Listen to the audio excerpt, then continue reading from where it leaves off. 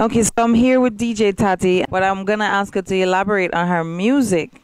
Yeah, I'm a DJ. I've been DJing for about 10 years now. When you say DJ, let's be clear, because every time I say I'm a DJ, people say, "Oh, you sing dancehall?" Okay.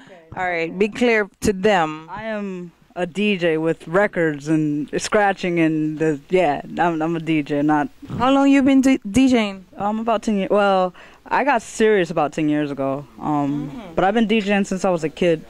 Oh, mad. So that means you're probably wickeder than me, but I don't know. What are some of the challenges for you? Because I know I have a lot of challenges as a female DJ. A lot of guys mainly will overlook a girl because we're a girl, and but then again, it kind of goes hand in hand in the sense where a guy will look out for a girl. There's always something missing with me. Like, you know, I'm 20 right now. Oh, she's young. Oh yeah, and 10 years. Yeah, You took it serious when you were 10? Oh yeah, for my 10th birthday, my dad bought me my. I already had turntables, but they weren't mine, so he bought me my own turntables when I turned 10.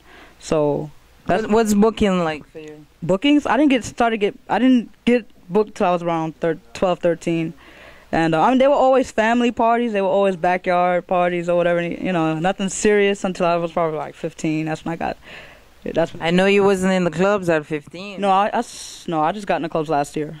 Okay, so what was that like for you? Your first club experience? I was really hyped, and when I got in, I was like very upset. You know, because on TV and it's always a bunch of hype till you get there. I was very like.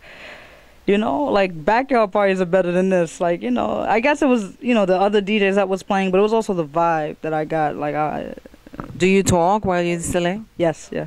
You know, I like telling this story. My uncle, actually, I had just turned 13. My uncle, I was like, I want something for my birthday. And at the time, his father-in-law was a chef, and he was so good, and he makes the best cakes. And I was like, I just want a cake. You don't even have to pay me. And that's what I got, you know. So I would DJ his daughter's party, and in return, I would get paid with cake. So she was a cake DJ. Yeah, for better words. I'm just joking. For better words.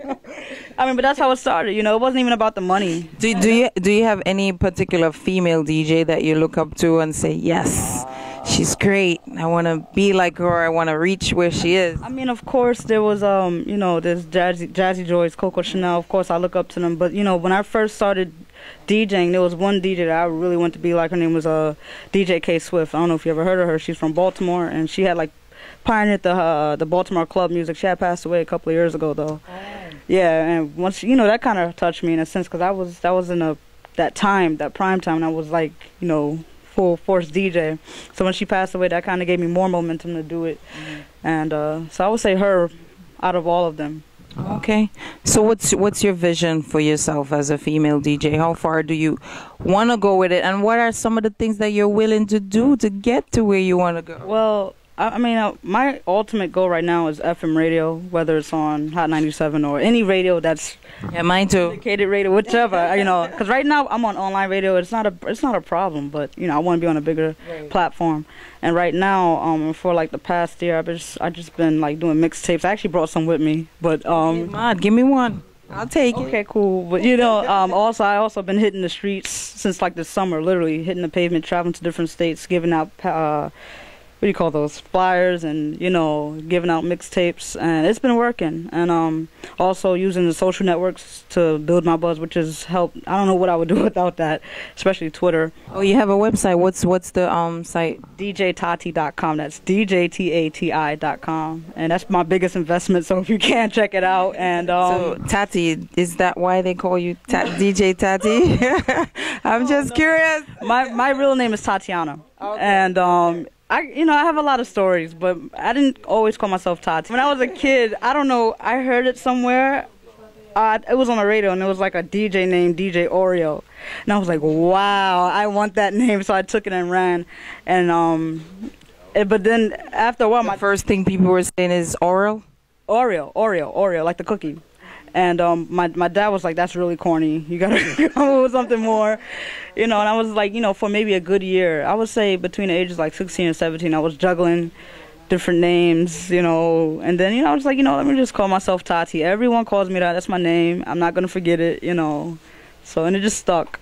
Don't feel bad. I had a play name too, and then I switched it until I got to DJ Hypeness, and it just stuck with me. So it's not just you. How can people book you if they want to book you? DJTati.com. There's a contact section. It's gonna email me, or you can just call me. That's much easier. 646-5 DJ Tati. And how do you get that? I want that. You know the right people. They hook you up. So hook me up. I know you. I can tell you after the cameras. I don't want everyone to get on top of that, and then I got to figure out something else to do to make myself stand out. So fair enough. Yeah. So what do you do in the clubs that make you stand out from all the other DJs, whether it's female or male? Are we talking just clubs or in general? Well, in general, you as a DJ, what separates you from myself, the rest? Okay. I think a lot of this is what I think. Besides doing the tricks and stuff, I'm American, and a lot of people think I'm West Indian because I play soca and reggae, and I play a lot of things so well. And I'm not bragging. This is just what a lot of people. Hey, she started before 10. Oh yeah, and as a DJ, before I was a DJ, I used to love music. I grew up with a lot of disco and neo soul and hip hop, of course, and once I got into maybe like high school, that's when all the cultures. I went to a mixed school, but it was mainly white. But it was mainly like Jamaicans that I used to hang around, and with them, their help, and then going to college, hearing different kinds of music, I got really deep into different things quickly. I just started playing soca, and people wouldn't believe me. If you heard a CD or a mixtape or anything, you wouldn't believe it. And so I think that's what makes me stand out. And the fact that I'm 20 and I can play songs from the 80s and the 70s, and that's with any genre, especially like hip hop and R&B. That's where I stand out. So. Okay, I'm gonna have to take her number because I need some 70s and 80s music that I'm lacking now. As a host, and I've been doing this for a little while, we sometimes ask weird questions, and I'm gonna ask you a question, and it's not offensive, but it's something that I get as a DJ.